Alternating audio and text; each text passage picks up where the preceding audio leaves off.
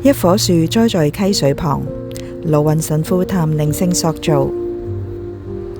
呢一本係一本屬靈生活嘅入門書，要講述嘅唔係人喺靈性過程啟迪當中點樣做出階段性嘅提升，而係話我哋嘅心靈點樣去領受訓練。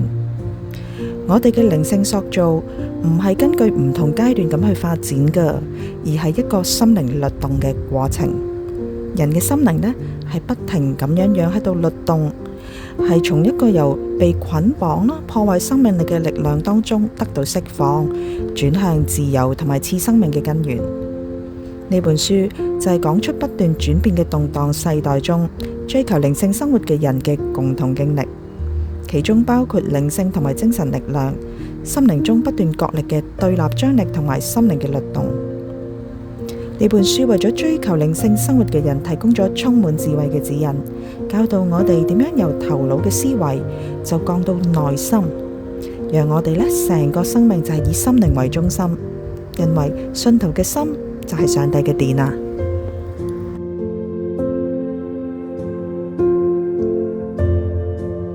如何閱讀本書？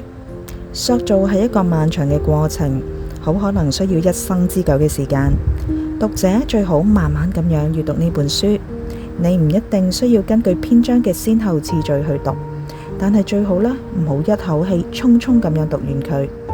靈性塑造係一段個人嘅內在之旅，但係喺旅程上邊最好得到信仰群體嘅互相支持。所以一個好嘅做法就係同小組裏面嘅成員用7個星期，甚至冇係幾個月嘅時間，細細研讀反思，預備足夠嘅時間，讓每一個章節嘅內容都會帶領到你心靈嘅工作。小組其他嘅成員進行佢哋自己靈性之旅嘅同時，亦都可以俾到你支持，大家可以喺呢個旅途上邊互相給予靈性上面嘅輔導。